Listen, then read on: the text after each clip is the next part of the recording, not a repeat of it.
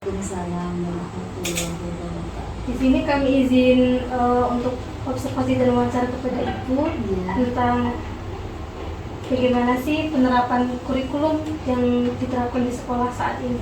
Oke, SMP 15 tahun 2023-2024 ini di KOSP kami menerapkan dua kurikulum.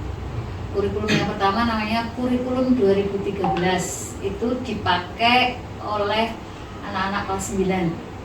Kemudian yang kedua kurikulum merdeka, itu untuk anak kelas 7 dan 8. 7? Apa jadi kurikulum itu dari kan dia di kurikulum 2013 dan merdeka. Kenapa tidak kenapa yang di kelas 9 nggak sekalian digabung ke merdeka, Bu? Oke, karena kami baru mendapat SK untuk melaksanakan kurikulum merdeka itu tahun 22. Jadi karena kami bukan sekolah penggerak, waktu itu tahun 2022 kami harus memilih pelaksanaan kurikulum yang waktu itu namanya kurikulum prototip gitu ya. Itu kelas 9 semua di kota Jogja itu kelas 9 semua masih kurikulum 2013. Itu yang kurikulum merdeka baru dilaksanakan di kelas 7 dan 8. Itu mengikuti aturan dinas aja deh.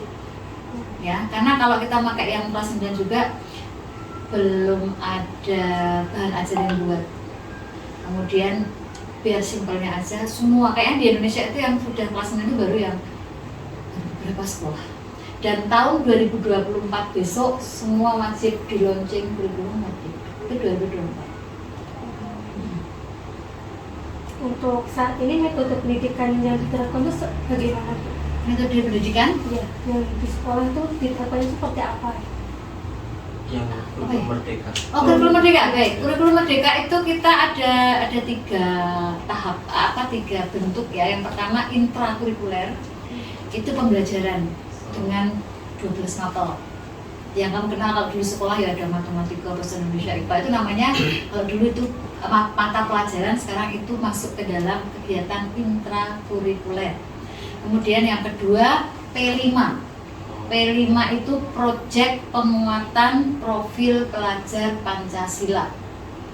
Itu ada jamnya sendiri. Kemudian yang ketiga itu ekstrakurikuler. Kalau ini di luar jam pelajaran. 1 minggu itu kami 41 JP. Tapi nanti masing-masing intrakurikuler mapelnya itu dikurangi 1 JP untuk P5.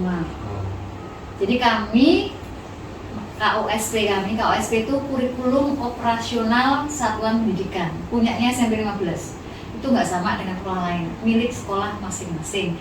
Itu kami menerapkan pembelajaran dengan 3 pekan intrakurikuler, 1 pekan P5. Jadi kalau 3 minggu kita pelajaran biasa, gitu ya, mapel biasa. Nanti minggu keempat kita bukan praktek, tapi melaksanakan P5. P5 itu hampir kalau kayak 2013 itu semacam penilaian sikap karakter. Tapi ada dimensinya, kemudian dibuat pembelajaran sendiri, ada temanya yang harus kami pilih. Nah, pemilihan tema itu sudah kami masukkan semuanya di KOSP. Dalam 1 tahun itu kami 4 tema yang akan dimainkan. 1 semester 2 tema. Total tema itu ada 8. Dan itu harus diselesaikan dalam 1 fase. Fase kita SMP itu namanya fase D. Itu dan boleh diulang-ulang. Ya, jadi kayak maka kita sudah itu kearifan lokal, kemudian wirausaha, kemudian bangun jiwa raganya, Bhinneka Tunggal Ika, kemudian gaya hidup berkelanjutan, suara demokrasi. Nah, itu yang belum kita mainkan itu suara demokrasi sama IT itu baru nanti akan kita ambil untuk di kelas 9. Dulu mengajar itu adakah kesusahan saat menghadapi Pak? Ya. Ada nggak ya? Saya suka sih, jadi kalau susahnya itu kadang-kadang ketika anak-anak itu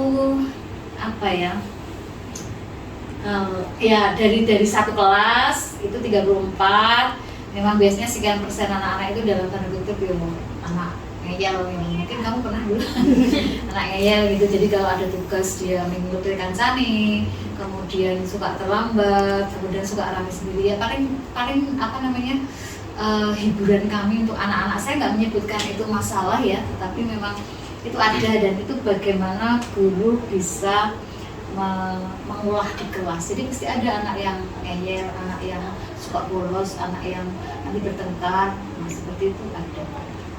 Lalu biasanya kalau ada anak yang seperti itu, biasanya ibu gimana cara atasinya? Pendekatan aja, ya pendekatan ke anak. Jadi kalau itu kaitannya dengan pembelajaran, anak-anak yang dia mungkin saya nggak suka tuh kalau harus begini gitu ya, kita menerapkan pembelajaran berdiferensiasi. Jadi di kelas itu saya akan macam-macam model modelnya yang saya terapkan. Jadi misalnya ada 5 anak ini, kamu sukanya nulis, kamu sukanya buat ringkesan, ini sukanya nonton aja. Nah itu jadi kita fasilitasi dengan apa yang dia suka. Itu namanya pembelajaran berdiferensiasi. Berdiferensiasi bisa berdiferensiasi produknya, itu tagihan hasil apa namanya tugas yang harus diberi anak-anak. Kemudian berdiferensiasi proses, itu proses pembelajaran saya. Yang ini, oke, sekarang kamu baca yang kelompok ini, yang kelompok sana kamu ngapain lagi gitu. Jadi beda-beda nggak apa-apa. Atau yang ketiga itu berdiferensi konten. Konten itu mungkin materinya, mungkin ya ini anak disabel yang itu kemampuannya nggak begitu tinggi. Saya akan ngambilnya, tujuan pembelajaran saya ini nggak begitu banyak-banyak anak. Kamu bisa menguasai 2, oke, yang itu 1, yang ini menguasai 4. Nanti yang ini ajarin dia. Jadi itu yang harus kita lakukan. Oh, jadi sering melengkapi. Cuman memang dengan kondisi seperti itu anak-anak nggak bisa kan kayak kamu dulu sekolah, mungkin kayak saya deh, kamu mungkin sudah nggak duduk manis, deku, miring kaki ke guru, tulisan anak tulis, kan nggak bisa. Karena mereka belajar dengan versinya mereka masing-masing. Kemudian untuk penilaian juga asesmennya kami punya grade asesmennya masing-masing. Kalau berdiferensiasi, karena kami juga punya anak-anak disabel, ya ada, dan itu dicampur dengan kelas umum. Nah, untuk anak difabelnya itu nanti ada yang membantu?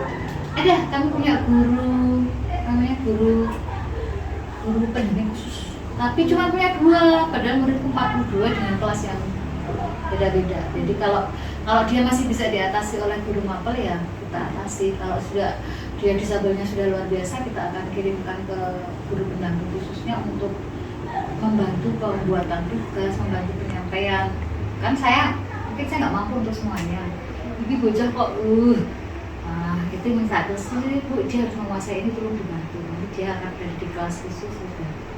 Kalau guru GBK-nya masuk kelas, anaknya malu nanti dan sebagainya. Karena anak-anak saya lebih banyak ke dia slow learners ini lambat segalanya, tapi secara fisik, secara mental mungkin dia oke, fisiknya bagus, ganteng gitu, tapi nanti ini raiso kan isin ke mas jendela saya isin tuh aku nggak di pasar ini masuk aku dengan itu yang harus di